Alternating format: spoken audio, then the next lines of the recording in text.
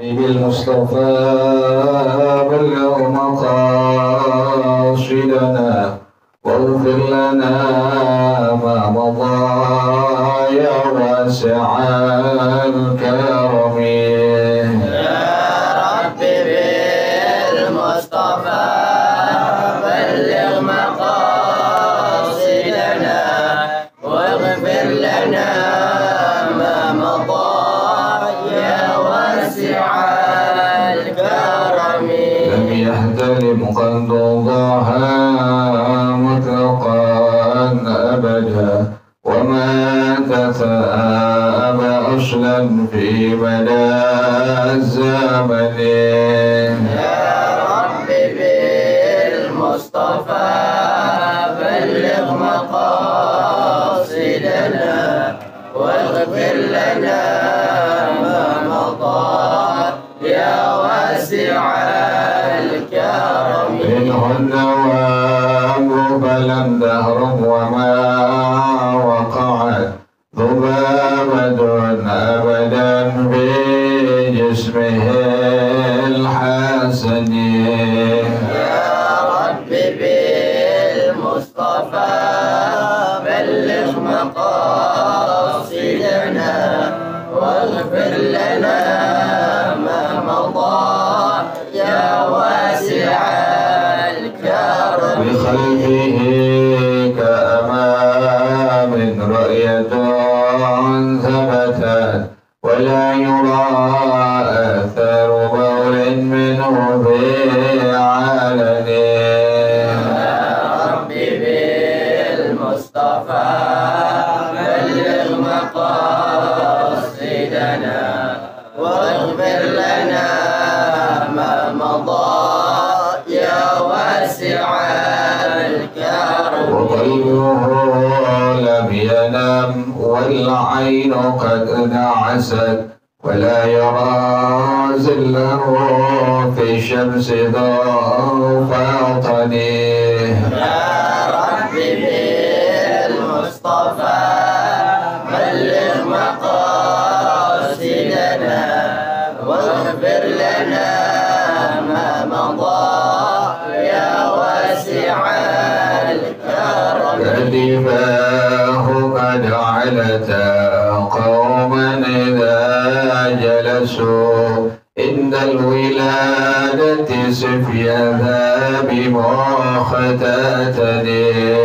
يا رب بالمصطفى بلغ مقاصدنا واغفر لنا ما مضى يا واسع الكرم. هذه الخصائص فاحفظها تكون آمنا من شر نار وسراك ومن محن.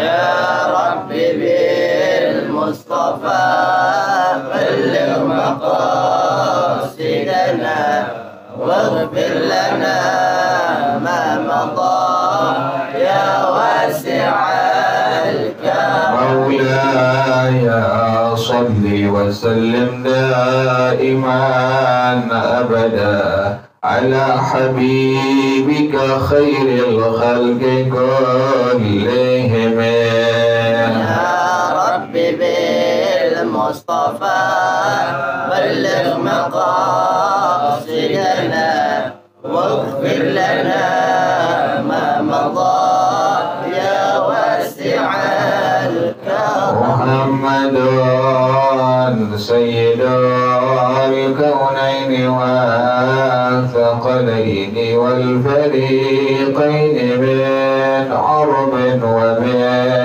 عجم. يا رب بالمصطفى بلغ مقاصدنا واغفر لنا ما مضى يا واسع الكرم. ومن تكن برسول الله نصرته إن تلقه الأسد في آجامها تجمع.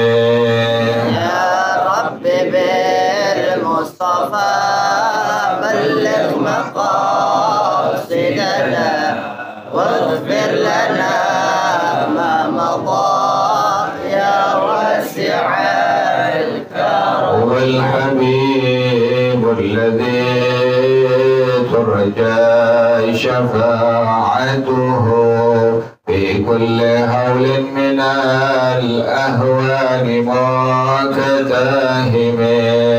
يا رب بالمصطفى بلغ مقاصدنا واغفر لنا ما مضى يا واسع الكرم. ولن يضيق رسول الله جاهك به إذ الكريم تجلى باسم منتكب.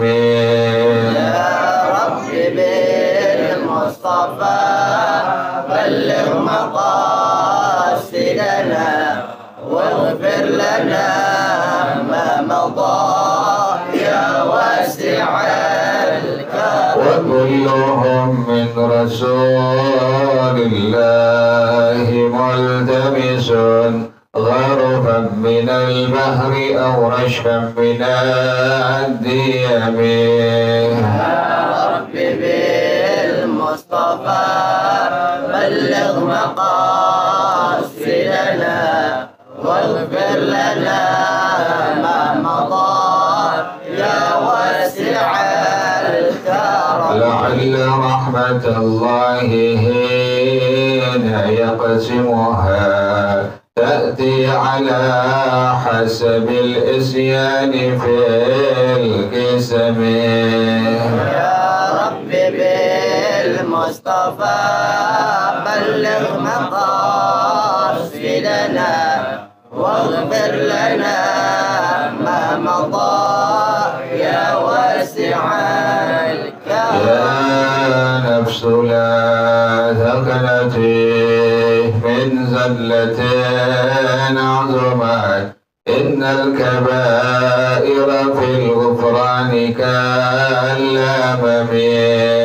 يا رب بالمصطفى بلغ مقاصدنا واغفر لنا ما مضى يا واسع الكرم. مولاي صل وسلم دائما أبدا على حبيبك خير الخلق كلهم.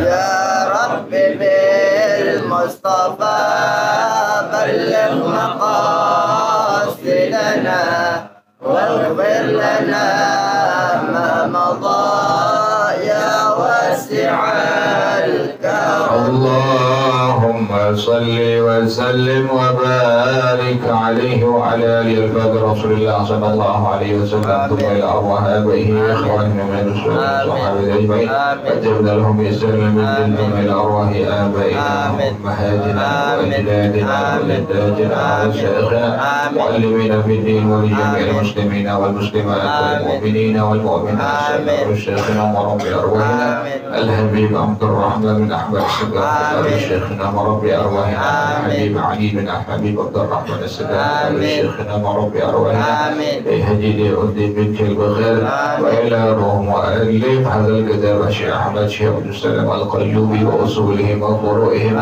وذوي الحقوق عليهم أجمعين أن الله يتغشاهم بالرحمة والمغفرة أن الله يغفر لهم ويرحمهم ويعلي درجاتهم بذلنا يعين علينا من بركاتهم وأسرارهم وأنوارهم وعلومهم ونفحاتهم وكراماتهم وإمدادهم في الدين والدنيا والآخرة. الفاتحة على هذه النية وعلى كل نية صالحة جالب أهل كل خير نافع أهل كل شر وإلى حضرة النبي محمد صلى الله عليه وآله وصحبه وسلم. الفاتحة.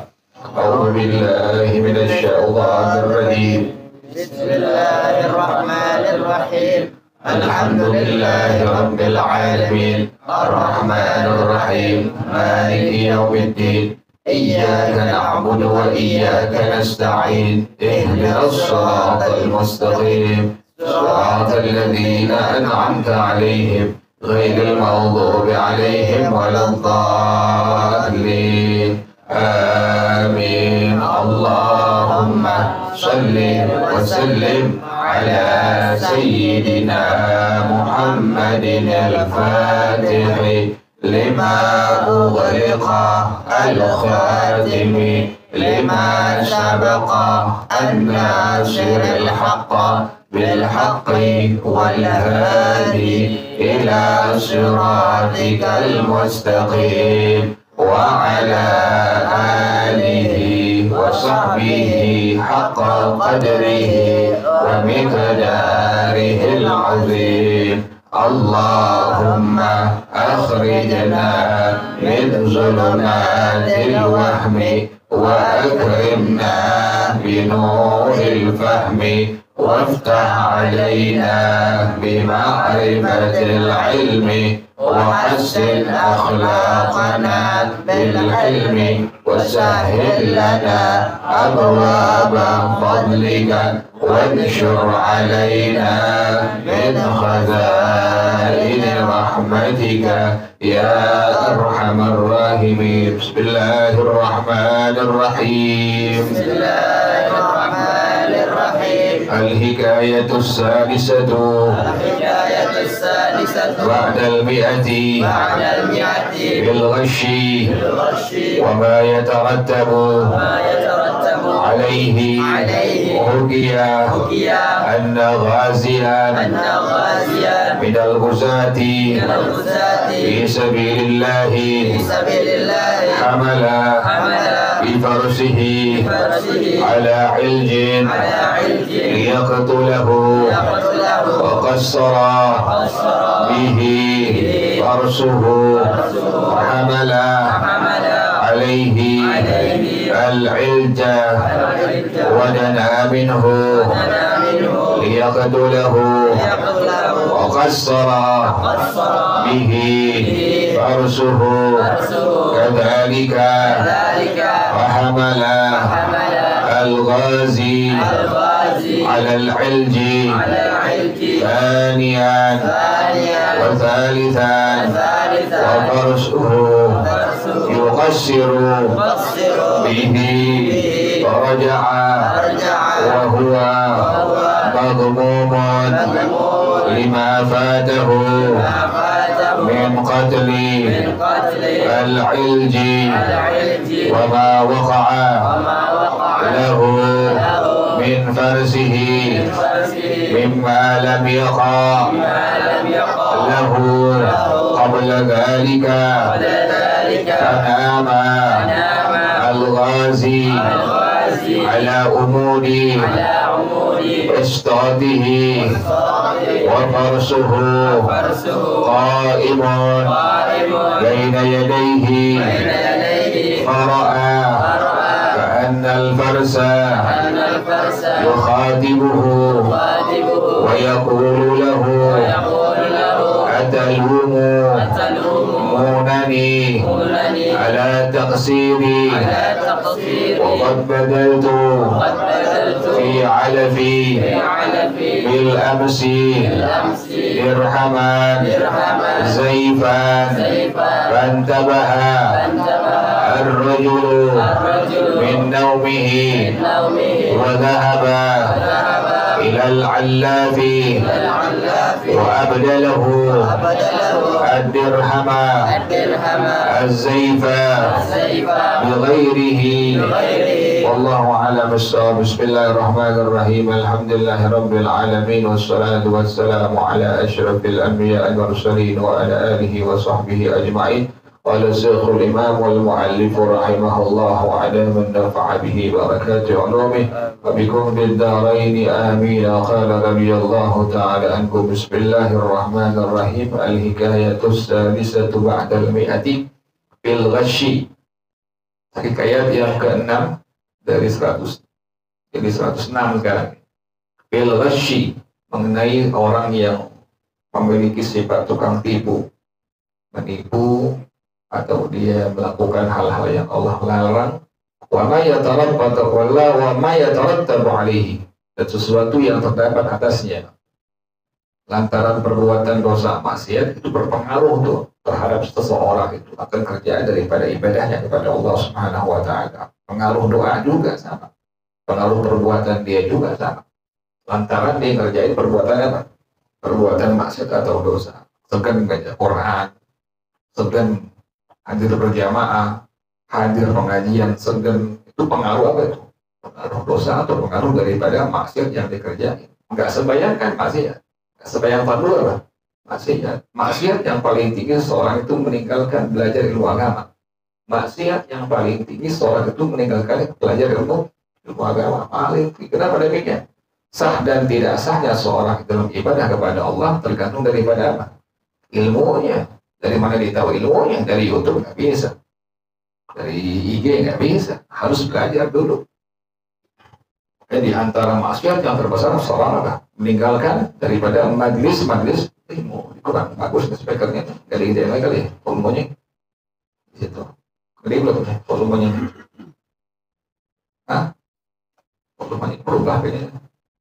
Orangnya berubah. Perasaan berubah soalnya.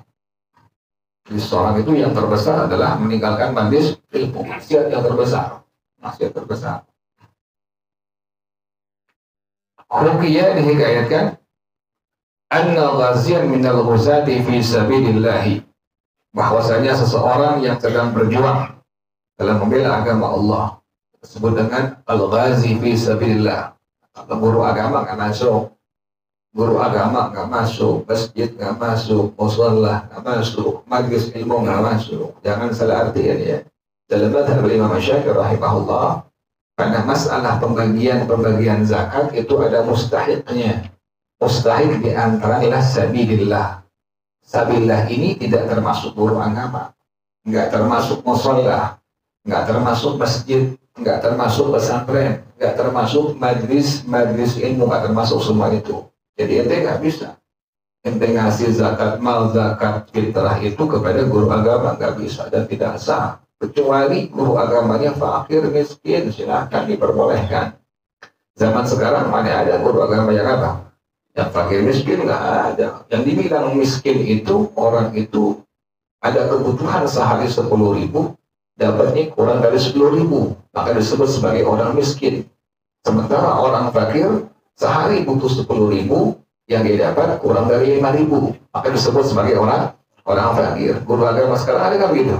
Nggak ada yang sekarang begitu. Makanya mereka nggak berhak sekali lagi.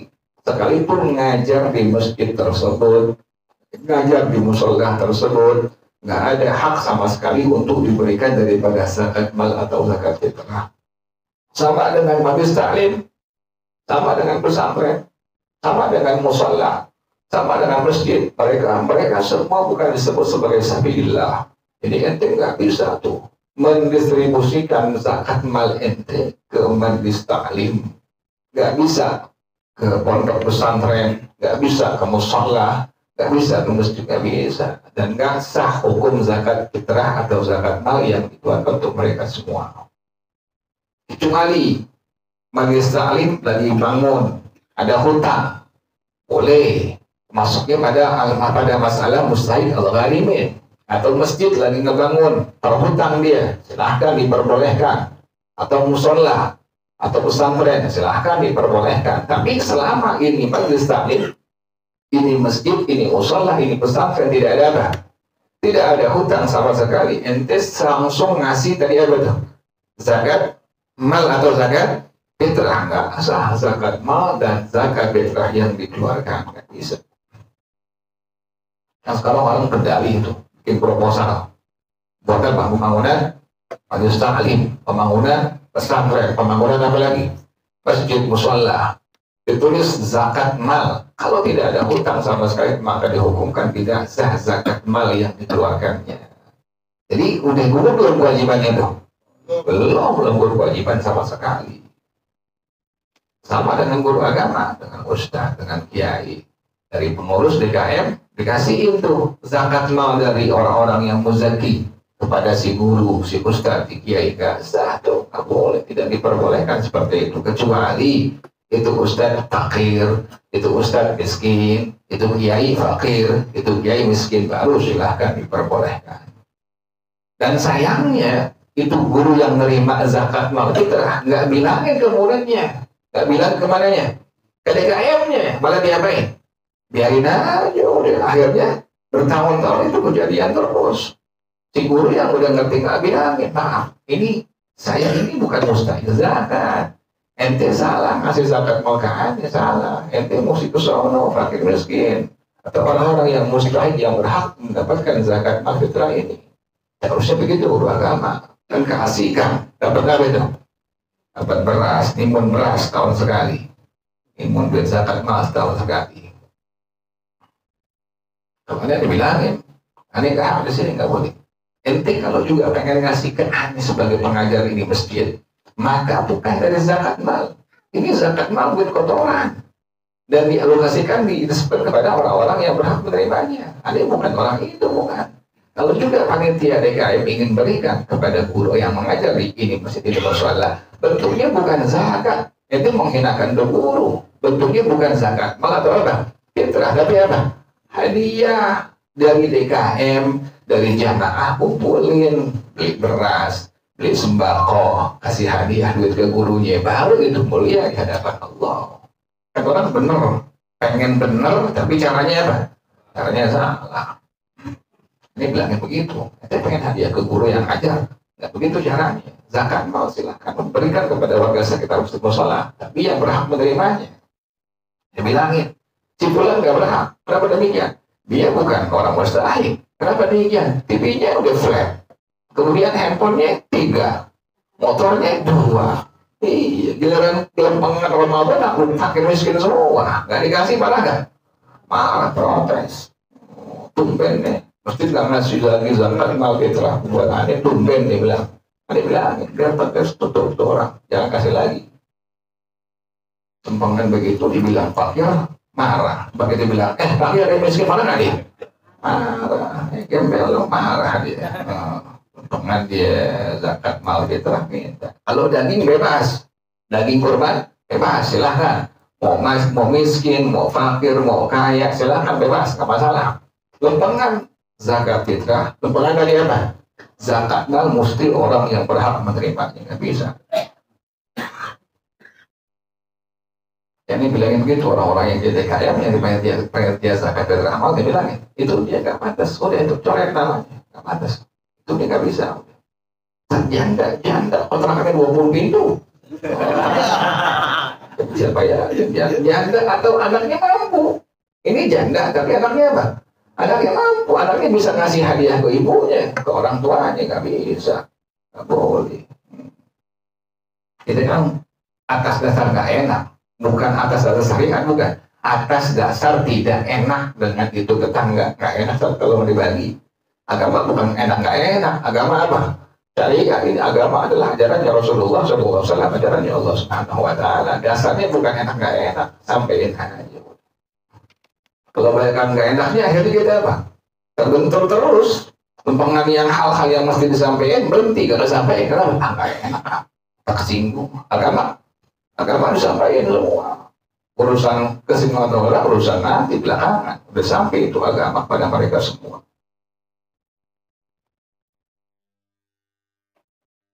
Jadi maksiat terbesar itu seorang tadi meninggalkan apa?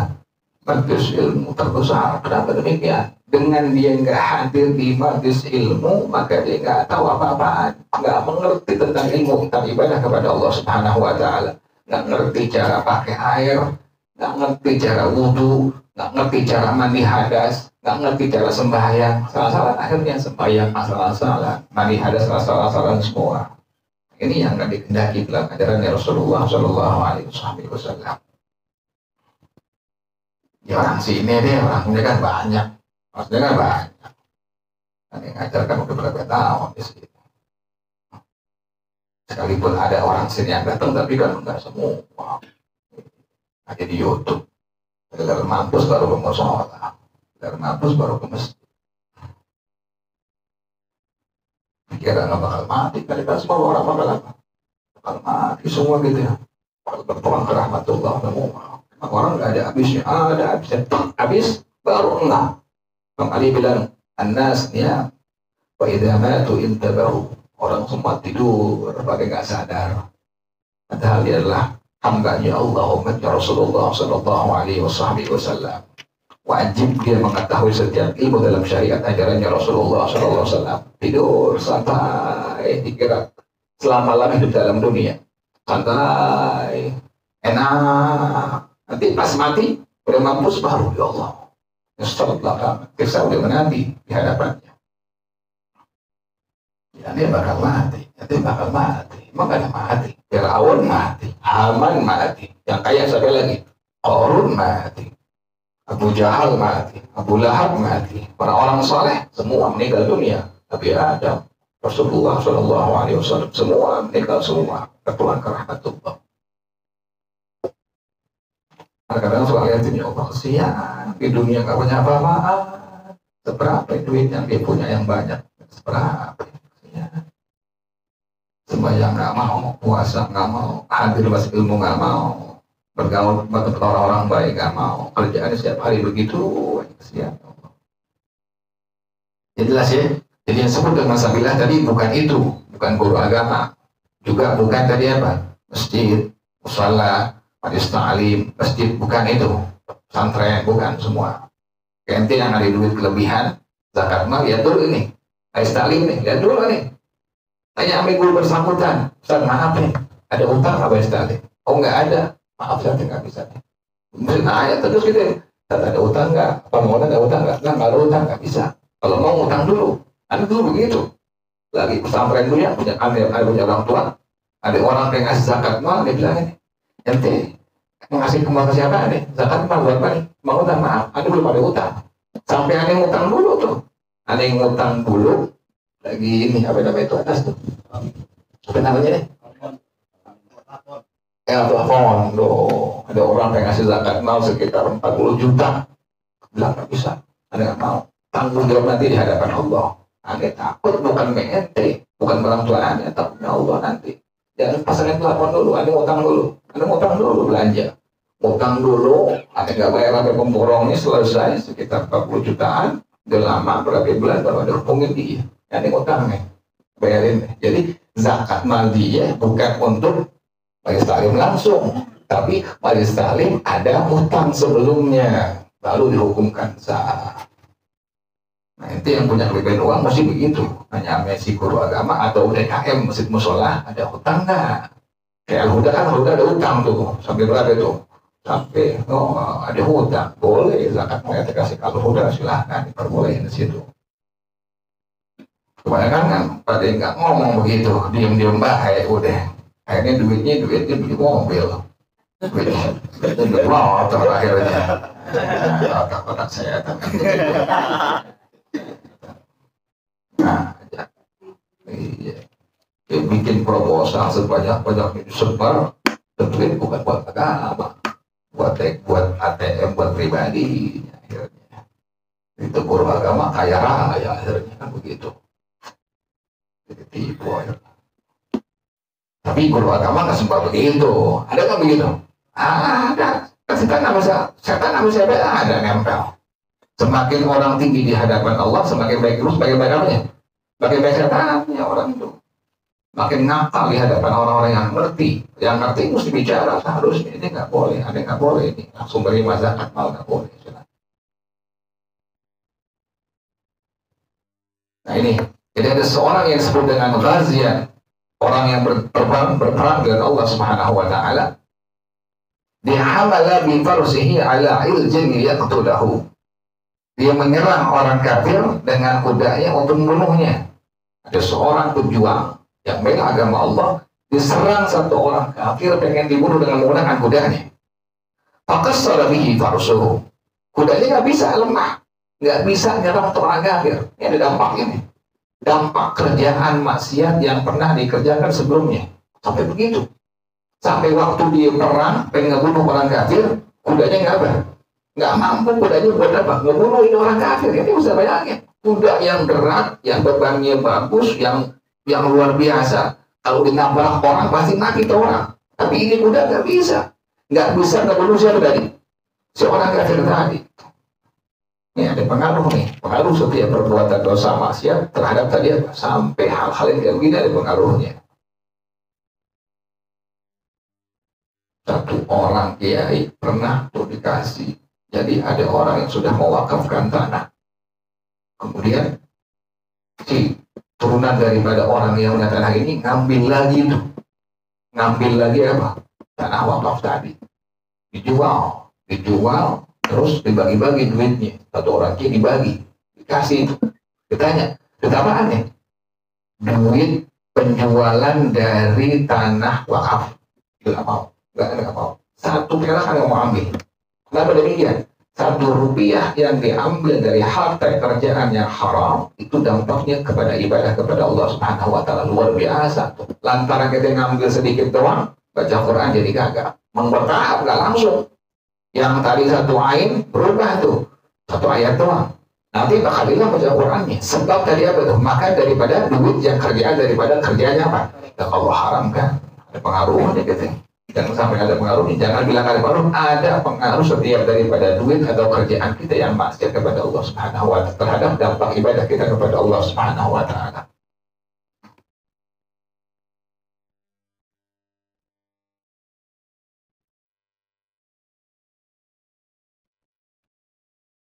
Kita ngasih benda ke orang lain. Boleh kan kita ambil lagi?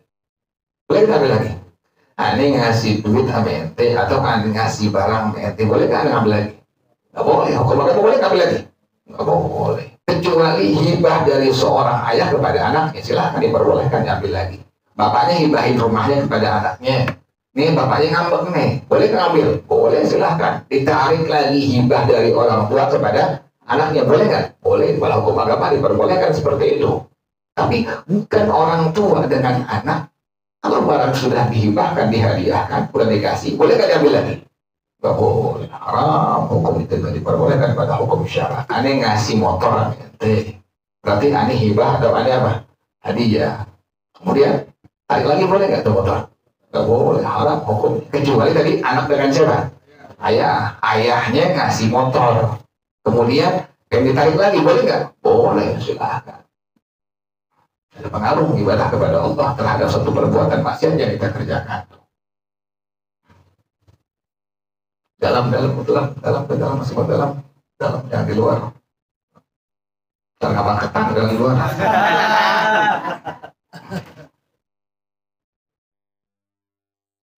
Aneh alamin kayak begitu. Allah kasihan tuh. Makanya itu sekarang apa-apa mesti ada surat sekarang deh. Ada orang wakafin tanah ente, mesti ada apa ini?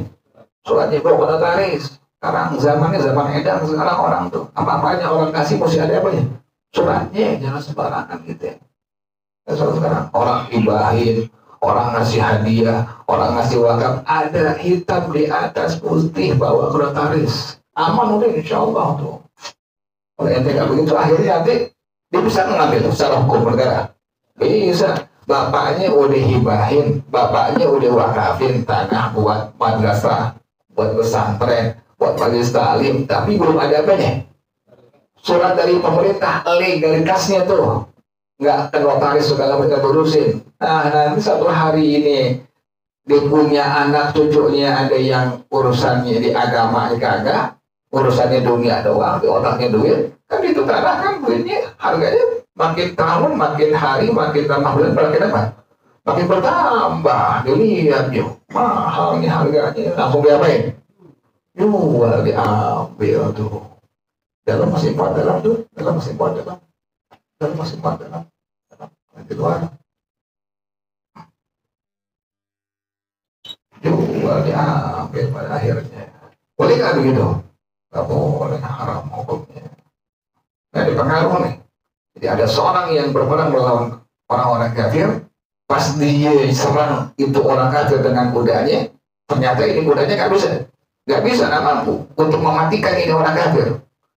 Fahamala alaihi ilja wadana minhu liyaqtulahu faqassara bihi farasuhu kadzalika. Deketin lagi sama dia, diserang lagi tuh orang kafir, nggak bisa tuh kudanya matiin tuh orang kafir 2 kali itu. Sahabat al-ghazi al-ilji thaniyan wa thalithan wa farasu yuqassiru bih, sampai 3 kali dan seterusnya. Nggak bisa ini kudanya matiin daripada orang apa? Orang kafir itu. Nggak bisa dimatiin. Faraja'a wa huwa maghnunun lima fatahu min qatl al-ilji wa ma waqa'a lahu min farsihi mimma lam yaqa' lahu qabla dhalika. Dia pulang. Ini orang yang berperang melawan orang kafir dan Allah, dia pulang ke rumahnya. Dia galau. Dia bingung, dia sedih karena tadi nggak bisa membunuh satu orang apa? Satu orang kafir. Dan dia kaget, kok kudanya nggak sehari-harian kayak begini. Biasanya kudanya gampang aja buat kerja ke orang apa? Orang kafir ngebunuh melawan orang kafir sampai mati orang kafir menggunakan kuda. Tapi ini kuda nggak sehari-harian.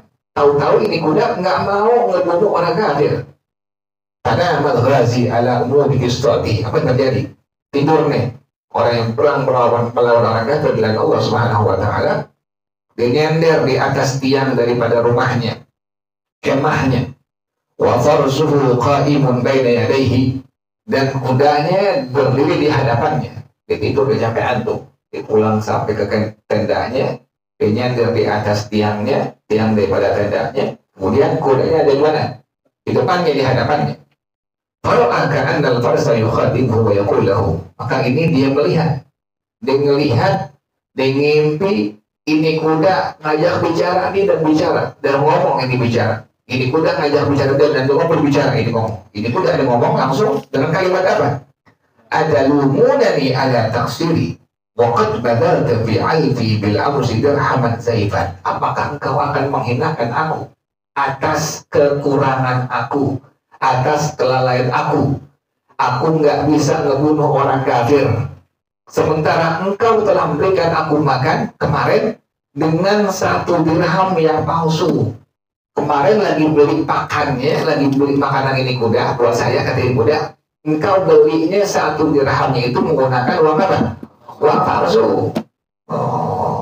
Fantabahar rajulu min naumihi, dibangun ya. Ini orang yang dibilang al-ghazi bisa bilang dibangun dari tidurnya.